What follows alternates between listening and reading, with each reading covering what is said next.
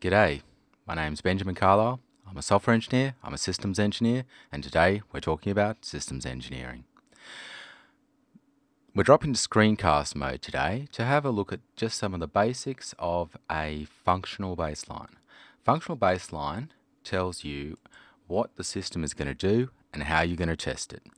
It does not talk about the design of the system at this stage, but I'll talk about the three essential elements to deal with any sort of risky situations and risky project development. And the first, I'm doing this in a very simple way. I'm just showing you a spreadsheet. And this particular spreadsheet is one I actually used to look at a home renovation with my wife. So my spouse as my customer, we had a conversation. We talked about what we thought should happen as part of this renovation. The renovation itself hasn't happened at this stage. But we had a bit of a discussion. We talked about what we thought the requirements were. We talked about how to ensure that we're verifying that all the requirements are met in the change. And we're also looking at things that we're worried about. We're looking at the hazards. So I'm doing this in a very simple spreadsheet. And I've got three parts to this spreadsheet. I've got one is the requirements. The second one is verification requirements, or you may talk about it in terms of a test specification. And I've got a hazards list on a separate tab at the moment. So this just shows you how simple it can be to produce the essential elements of a functional baseline. And in some cases, even the hazard analysis is not completely essential, but certainly the hazard analysis is valuable in terms of understanding how the requirements work.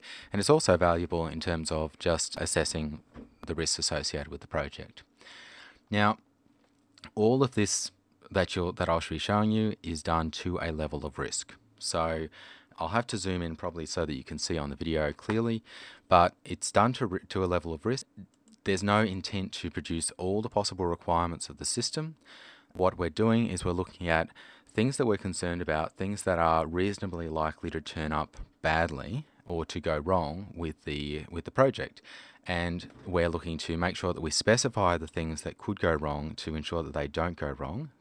And we also want to ensure that those things are tested. So every requirement in our system is going to say something that we think is important, that we think has some risk attached to it if we don't say it, and is worth checking at the end, worth ensuring that we actually met that requirement. And also we'll look at the hazards, which are things that we're worried about, and those are linked to requirements quite closely. So let's zoom in. Now, when I talk about the level of risk on this project, there's an assumption that we've gone into in this project that we are renovating a current house. We are not purchasing a new property. So the level of risk associated with that development is lower than the level of risk that would be associated with buying a new place. We already know that the room layout in this location is pretty adequate. We know about specific deficiencies, but we don't need to list the things we like about the place. We just need to list the things we don't like about it and what we can resolve. If we're looking at alternatives, if we're looking at doing a trade study against buying a new property, then we would also be listing additional properties. We'd be looking at things that we like about this property. We like that it's got hardwood floors. We like that it's got good ventilation. We don't need air conditioning. Now, those aren't things that we need to focus too much on the renovation because those properties already exist and they're not a risk to this project. Now, and again, if we decided that we would look at a new property as an alternative to do a trade study against this design proposal of renovating the current property, then we would certainly be looking at a more in-depth assessment of what requirements derive from the things we like about this place.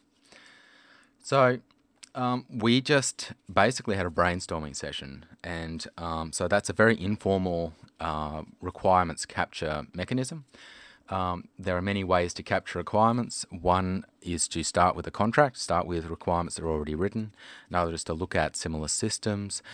There's a functional analysis that you can do. So there's a various ways you can arrive at the requirements list that you're wanting to track. But at this stage, we've just done it as a simple brainstorming session, and probably for the project, a project which is of this simple level of risk, it's actually quite appropriate to go down that path. So let's just look at the requirements that came out in the order they came out. So, the system shall ensure that all child sleeping or play areas are joined by a parent-owned room, e.g., master bedroom or study. Now, this is always, we may be helicopter parents here, but we have small children. One day they'll be teenagers, and when they're teenagers, we'd like to have, in particular, good supervision of them at that time. So we're talking about things like we would like to ensure that our bedroom is reasonably close to a living area, and if there's a play area, if there's a living area that's away from the master bedroom, then we'd like to have a study or something up that end of the house. So that's a requirement that's come out of a concern, and that's actually the first thing that's come out, which is interesting. I mean, in practice, we're also looking at the size, we're looking at what we're trying to get out of this bill, but you can see how immediately these concerns are actually cropping up, and we're trying to look at ensuring that concerns are met, things that could go wrong in the system are resolved. You see that again with the second requirement: the system shall ensure adequate light, natural light to all rooms. That's quite an informal requirement, and part of clarifying that requirement is actually looking at the verification requirement in conjunction with that. I'll just quickly run through a few more. The system shall ensure adequate natural ventilation to all rooms. The system shall consist of 2 separate living areas designated main living area and teenage retreat, respectively. The system's second and third bedrooms shall be at least 2.8 metres along the longest side of the room, and we have not yet decided how long the other side should be, but we're looking at room to fit a bed, that sort of thing. And these measurements shall exclude standard furniture such as wardrobes and desk space. So we're looking at usable space within the room. So you can see a few things happening here. There's a few different types of requirements that we're specifying here. We've got a pretty standard form for requirements, and there are requirements that are motivated by what we want from the system and also what we're worried about that may result in the system. So one thing I'll note straight away is that I keep saying the system. Requirements tend to have a very boring, regular wording because variations in wording can imply things, can imply significance that isn't there. So where there's nothing significantly different about 2 requirements, we try and keep the wording very similar so it doesn't lead to confusion. So the next thing is that we're looking at requirements that are derived from hazards, derived from concerns about our system and how it's going to operate. We're also looking at requirements that are talking about what we want from the system. We'll also talk about things that are very specific design requirements, which is quite interesting because conventionally you would think in terms of what you want to do when you're looking at requirements is you want to describe what it does, what the system's observable properties are, not how the design actually operates. And there's certainly a view you can take that stating design requirements can increase risk in the project, and the way that happens is that the increase in risk is that you can't then design solutions that resolve the problem without then going back to the requirements and changing it and going through a configuration management process. So design requirements are typically something that you don't want to have, or at least you want to ensure that you're not introducing in a risky way. You're trying to allow as much leeway in the design as possible, and you're trying to state what you actually want out of the system, not how the system is designed. But here, what we want is actually specific rooms. So although we're technically stating design requirements, we're stating design requirements that are design decisions we've made about what we want out of the system without necessarily designing the system itself. We haven't determined at this level of requirements the configuration of the rooms or which direction they'll be facing, that sort of thing. So this is actually a fairly low kind of risk approach where we're talking about what the bedrooms are going to be and that sort of thing. And here in requirement 7, etc., we say, oh, there'll be 4 bedrooms, and that's again a directed design, but it's not actually something which is introducing risk to the system. And of course, it's all preliminary. You can look at a candidate design and assess it against these criteria and then go, well, actually, maybe we could do without that fourth bedroom. We can go back to this document, we can update it, we can go through a formal decision-making process. What this process is really intended to do here is to ensure that we're pretty sure upfront about what we want. We make sure that we check at the design stage and at the implementation stage that we get what we asked for, and that if we made bad choices at this level, that it's a considered decision when we change those decisions. We don't just sort of accidentally miss a room. We don't accidentally miss the requirement to put natural light into all rooms. So part of making sure we don't miss these things is to look at the verification requirements. Now, this ties into test specifications, and I'll skip across here. So for each requirement, there's typically a corresponding test requirement, and it's a bit. I'll try to show you a couple of these on the same page, and hopefully these are all well and truly visible in the video form. So I'll just cut and paste a couple, and I'll undo this afterwards just to give you a sense of what kind of things we're looking at here. So this first requirement, we've got the system shall ensure that all child sleeping and play areas are joined by a parent-owned room, e.g. master bedroom or study. The verification requirement is that we will check that each teenage-dominated area is joined by a parent-dominated area. So this is actually providing a checklist that will go through a verification procedure or a test procedure. We'll go through, particularly at the design stage in this particular system.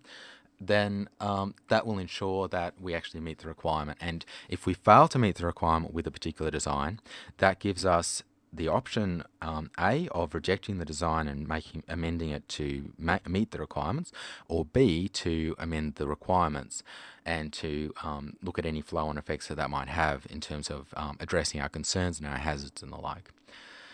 The second one we had here was that the system shall ensure adequate natural ventilation to all rooms. And here we're looking at, ensure an unobstructed ventilation flow between the east and west extremes of the house. Ensure that east and west extremities with windows facing towards those directions are either not generally to be used at times when they would be affected by extreme heat, or that heat transfer from the exterior of the building is minimised in these areas and ventilation is maximised. And this is again one of these things that we're concerned about because we've got a sunroom at the front of our property, and that whole room is essentially unusable in the afternoon when it's got direct sunlight. So we're quite concerned about heat transfer and ventilation. And so you can see what's happening here is that we're developing this checklist of things we're going to check within the design and also check within the final solution. But obviously when you're building a wing of the house, you want to catch these things at the design stage instead of the implementation stage. And we're also in some way clarifying the original requirement through the use of the verification requirement. So a requirement itself should be sufficient. It should stand alone. It should be understandable. But it actually helps a lot when you're dealing with a customer, in this case my wife, but often with a commercial customer as well. It often actually helps to state this thing in two ways. And so you essentially state it as a requirement, then you state it as a verification requirement or a test specification. And those two different views, what it should do and how you check that it does that, they're distinct statements, and it's actually quite useful to have those both there because it helps the customer understand what you have in mind in terms of both what it will do and the extent to which you can check that it does that thing, because you can't always check entirely that something will do what you say in the requirements. You'll design it to the requirement, but you can only test it to a certain level. And if you're going to only test it to that level, it should be clear up front with the customer if you can do that. So I'll return that back to the original state, and now I'll look at the hazards. Now, this is a very simple spreadsheet arrangement, and I've ended up with this on a separate page.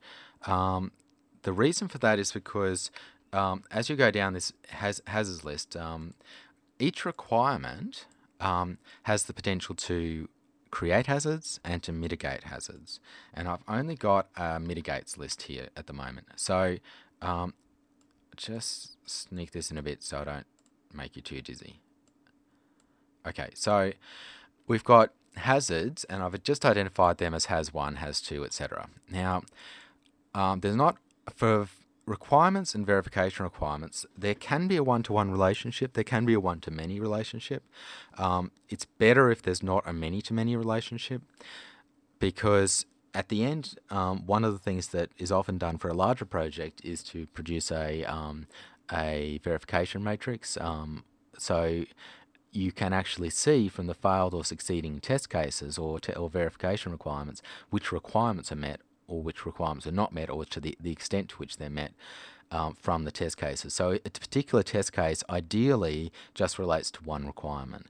And if you can ensure that, then a failed test case only marks one requirement red, and so it becomes simpler to manage than a test that might mark 50% of your requirements failed. So it's better if you can keep those distinct. And one-to-one is usually preferable over one-to-many, but it really depends on the kind of requirements you're dealing with. There may well be multiple parts to verifying a requirement, because you might look at the boundary analysis, boundary value analysis. You might look at heuristic testing, run it 100 times, see if it succeeds 95 times, those sorts of things. So there may be multiple verification requirements associated with a single requirement, and that's not too unusual. Ideally, it's one-to-one, but it doesn't have to be. But mitigates relationships are more complicated. So you can see right on this first page that you've got two hazards, two requirements are both mitigating the same hazard, hazard 2.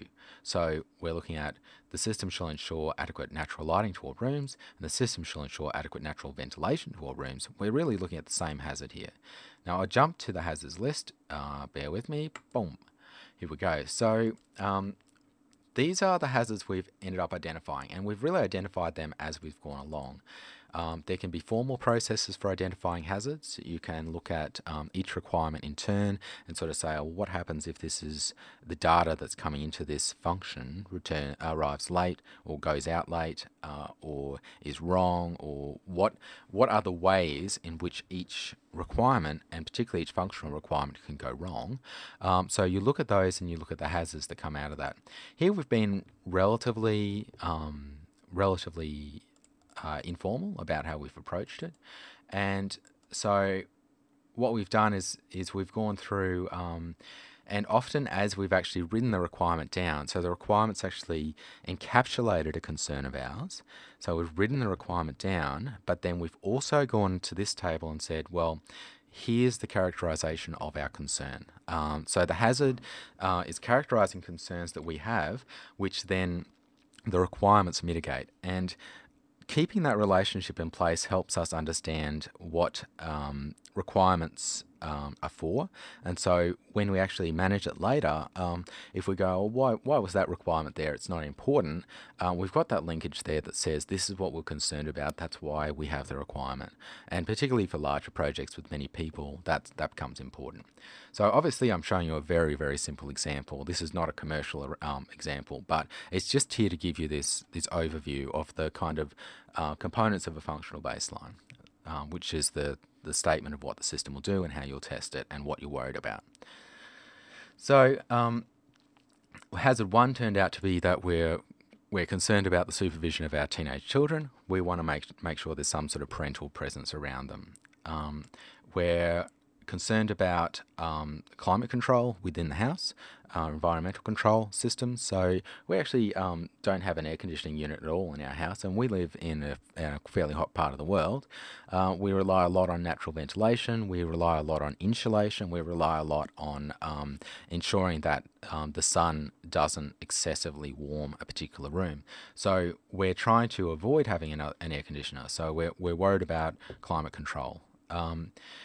There's noise leak from the living areas. Now, here it's funny because you see that the noise leak and the teenage children's supervision, these are contrary concerns. So in this case, we've got hazards in both directions. We can either have children that are insufficiently supervised, or we can have children that are annoyingly availably supervised. That the noise and other I mean, it's quite possible that we'll be wanting to sleep. I know this is the case with my parents many times when I was growing up, that parents are wanting to sleep, and the capacity for supervision was not conducive to a good rest environment. So where these are actually contrary hazards, and we have to deal with that in the requirements as to how we balance those contrary requirements. Number 4 is overcapitalization. This is a term people bandy around. It's not actually an accurate term, but overcapitalization in a business is that you have too much cash lying around, that you're not being efficient with your cash. But in the real estate market where I live, often overcapitalization is a term that's used to describe just spending too much money on a house or on a renovation or the like, such that when you go to sell it, you don't make that money back. So we're worried about making the money back, and that is a specific hazard within this section. We want to make sure that we don't do work that is not adding value. Now, if we extend the house, we're going to lose some backyard, and our children are still quite young. They love playing in the backyard, so we do not want to lose too much play area at the outside. And we're also worried about what's going to happen during the construction process. So that's a fairly straightforward hazards list. And those hazards, I haven't actually recorded in these cases where those hazards have come from. Some of them have been identified just out of the air. Some of them are implied by requirements. And some of them we've written a requirement which states what we're concerned about, but then we reverse engineered what the hazard was to get to this list. So if we go back to the main requirements section, you can see that if we zoom back out just a little bit, then what we see is that we've got a, I'll just bring this in and zoom a bit more so that the video is clear. So hazard 1, which was that, I'll just zoom out one more time. Hang on. Here we go. So this isn't completely showing. So the system will ensure that all child sleeping and play areas are joined by a parent-owned room, e.g. a master bedroom or study. So that's mitigating our hazard that we're not that we may not supervise our children sufficiently, particularly when they are teenagers. Hazard 2 is about lighting and ventilation, and that's why you see it applying to both the ensure adequate natural light and ensure that adequate natural ventilation. So it's related to this climate control problem. So here we have our first requirement that doesn't have a hazard attached.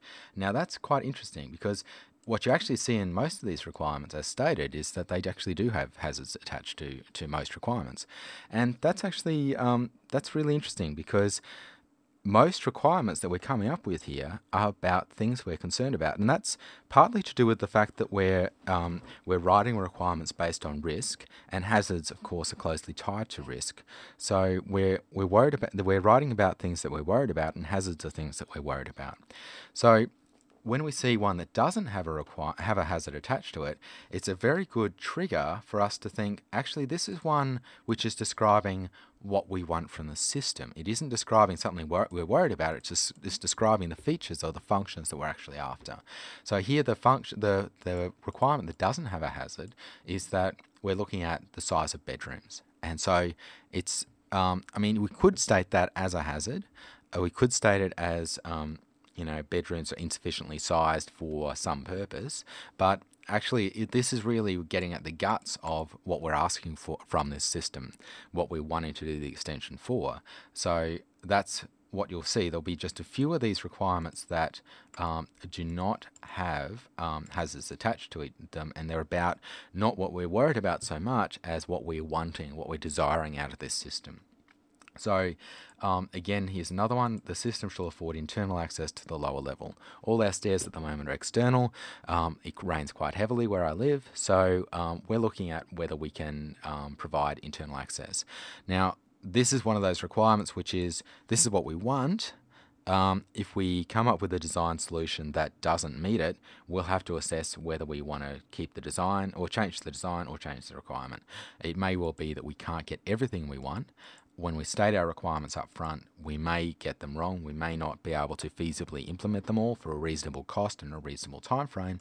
So this is something of a baseline, and so there'll be a configuration control process that follows this, which is to when we come up with the design, try to come up with a feasible design that meets the requirements.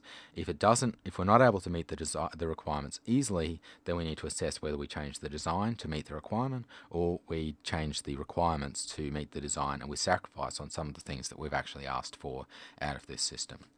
So requirements, feasibility, and design, they're really a feedback process, and you can never write the requirements perfectly the first time. You write a little bit optimistically probably the first time, and then when the design gets done, you'll get feedback as to which requirements are feasible and which ones are infeasible, and then that will guide you through the configuration management process, where you make explicit decisions about what you're willing to compromise on and what you're not willing to compromise on. So I mean, this is a classic example of internal access, because it ensures that it's a feature we want, but we also want it to come in at a reasonable price, and we want it to happen in a reasonable time frame. So this is one where, as a configuration control board, as the group of people who are responsible for the requirements, that group is required to make that trade-off decision. Is it worth getting the internal access to downstairs for a very high price, or is the price excessive and we actually must trade that off? We must remove that requirement. So that's what configuration management then becomes. It becomes an explicit decision-making process about what we're willing to compromise on and what we're not willing to compromise on at this functional level.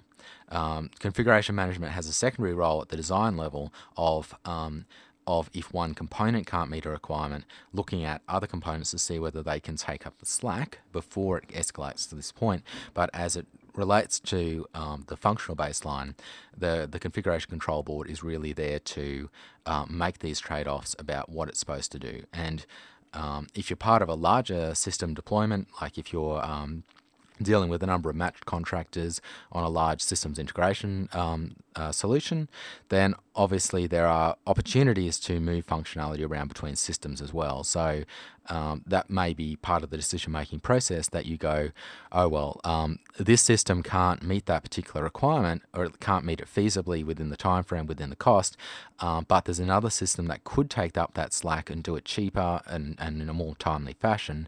And so you can actually shift requirements around from one system to another, or one subsystem to another, to avoid an end user impact of an infeasible requirement. So there's all sorts of ways you can deal with change management at this sort of level.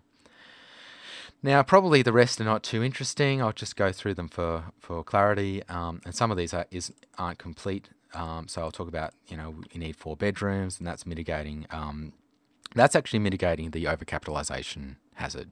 So we want to have 4 bedrooms. We don't want to reduce the number of bedrooms in the house because that will directly impact resale value, and we want to maintain that value. And the requirements, I mean, at a point, you reach a point with the verification requirements, and you'll see it over here. It says as per requirement. So there are times when the requirement is just sufficient, so we don't need a verification requirement. You may still need a hazard reference. The system shall include deck space greater than or equal to the current configuration. And again, this one probably should be. This one is a toss-up between, is it associated with that overcapitalization, or is it actually just associated with our desires for the system? But we don't need to be too formal at this level.